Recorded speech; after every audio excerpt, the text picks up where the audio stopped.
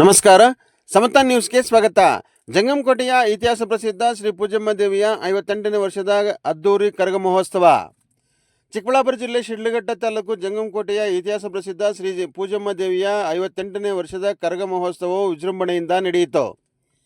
ಈ ಕರಗ ಮಹೋತ್ಸವಕ್ಕೆ ಶಿಡ್ಲಘಟ್ಟ ವಿಧಾನಸಭಾ ಕ್ಷೇತ್ರದ ಸಮಾಜ ಸೇವಕರಾದ ಬಿ.ವಿ. ರಾಜೇಗೌಡ ಹಾಗೂ ಕೆ.ಎಚ್. ಮುನಿಯಪ್ಪನವರು ಭಾಗಿಯಾಗಿ ಶ್ರೀ ಪೂಜಮ್ಮ ದೇವಿಯ ದರ್ಶನ ಪಡೆದು ವಿಶೇಷ ಪೂಜೆ ಸಲ್ಲಿಸಿ ದೇವಿಯ ಕೃಪೆಗೆ ಪಾತ್ರರಾದರು.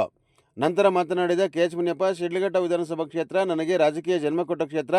ಆದ್ದರಿಂದ ಕಾಂಗ್ರೆಸ್ ಪಕ್ಷವನ್ನು ಮುಂದಿನ ಗ್ರಾಮ ಪಂಚಾಯತಿ ಚುನಾವಣೆಯಿಂದ ಹಿಡಿದು ಪಾರ್ಲಿಮೆಂಟಿನ ಚುನಾವಣೆಯವರೆಗೂ ಬಲಿಷ್ಠವಾಗಿ ಪಕ್ಷವನ್ನು ಕಟ್ಟಬೇಕು.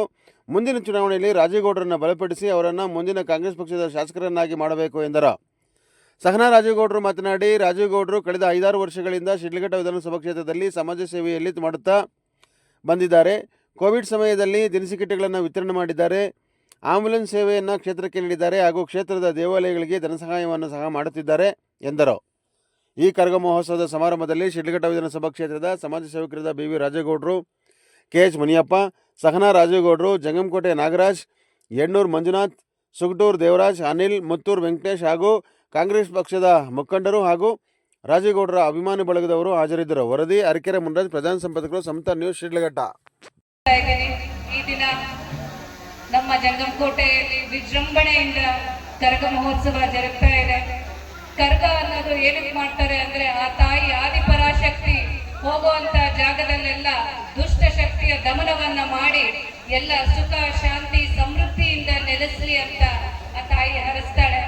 ಆ ಕರಗದಿಂದ ಇಲ್ಲಿರುವಂತ ಪ್ರತಿಯೊಬ್ಬರಿಗೂ ಎಲ್ಲರಿಗೂ ಆಯುಷು, ಆರೋಗ್ಯ, ಒಳ್ಳೆ ವಿದ್ಯಾ ಬುದ್ಧಿ, ವ್ಯಾಪಾರದಲ್ಲಿ ಹಾಗೂ ರೈತ ವರ್ಗಕ್ಕೆ ಎಲ್ಲರಿಗೂ ಒಳ್ಳೇದಾಗ್ಲಿ ಅಂತ ನಾವು ಆಶಿಸ್ತಾ ಇದ್ದೀವಿ.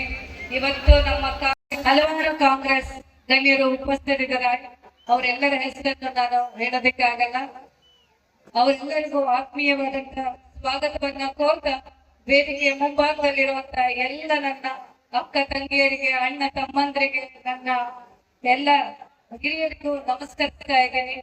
ದಿನ ನಮ್ಮ ಜಂಗಮಕೋಟೆ ವಿಜೃಂಭಣೆಯಿಂದ ಕರಗ ಮಹೋತ್ಸವ ಜರುಗ್ತಾ ಇದೆ.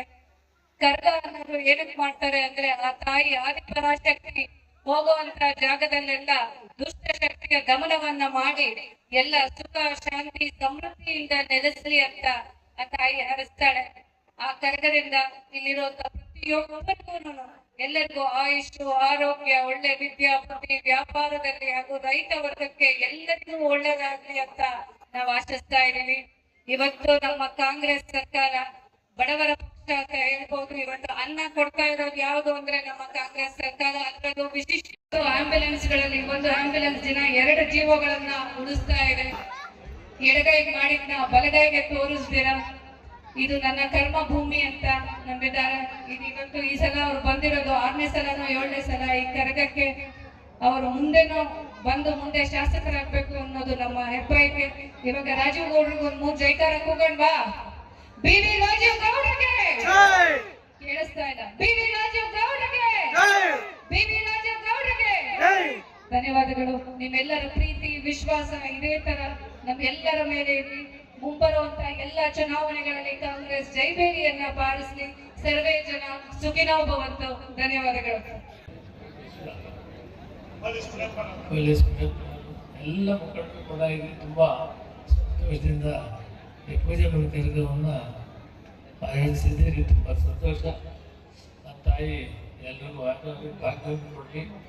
ಈ ವರ್ಷ ಒಳ್ಳೆ ಮಳೆ ಬೆಳೆ ಬರಲಿ ಅಂತೇಳಿ ಆ ತಾಯಿಗೆ ಪ್ರಾರ್ಥನೆ ಮಾಡ್ತಾ, ಮುಂದಿನ ದಿನಗಳಲ್ಲಿ ರಾಜೇಗೌಡರ ನಾಯಕತ್ವದಲ್ಲಿ ಕಾಂಗ್ರೆಸ್ ಪಕ್ಷವನ್ನು ಬಲಿಷ್ಠವಾಗಿ ಕೊಡಬೇಕು. ಕಾಂಗ್ರೆಸ್ ಪಕ್ಷವನ್ನು ಇಲ್ಲಿ ಗೆಲ್ಲಿಸಿಕೊಡ್ಬೇಕು. ಅದಕ್ಕೆ ನೀವೆಲ್ಲ ಒಗ್ಗಟ್ಟಾಗಿ ದುಡಿಬೇಕು.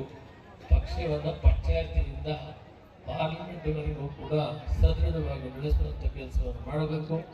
ನನಗೆ ಇದು ಹಳೆಯ ಒಂದು ರಾಜಕೀಯದ ಜನ್ಮ ಕೊಟ್ಟಂಥ ಶಿಡ್ಲಘಟ್ಟ ತಾಲೂಕು. ಇಲ್ಲಿ ಮತ್ತೆ ಕಾಂಗ್ರೆಸ್ ಪಕ್ಷವನ್ನು ಗೆಲ್ಲಿಸೋದಕ್ಕೆ ನೀವೆಲ್ಲ ಒಗ್ಗಟ್ಟಾಗಿ ದುಡಿಬೇಕು ಅಂತೇಳಿ ತಮ್ಮೆಲ್ಲರಿಗೂ ಕೂಡ ದೇವರ ಭಾಗ್ಯವನ್ನು ಕೊಡಲಿ. ಪೂಜೆ ದೇವಿ ತಮಗೆಲ್ಲ ಆಶೀರ್ವಾದ ಮಾಡಲಿ ಅಂತೇಳಿ ನನ್ನ ತಾಯಿಗೆ ನಮನಗಳನ್ನು ತಿಳಿಸ್ತಾ ನನ್ನ ಮಾತಿಗೆ ವಿರಾಮ ಕೊಡ್ತೀನಿ. ಜೈ ಹಿಂದ್, ಜೈ ಕರ್ನಾಟಕ.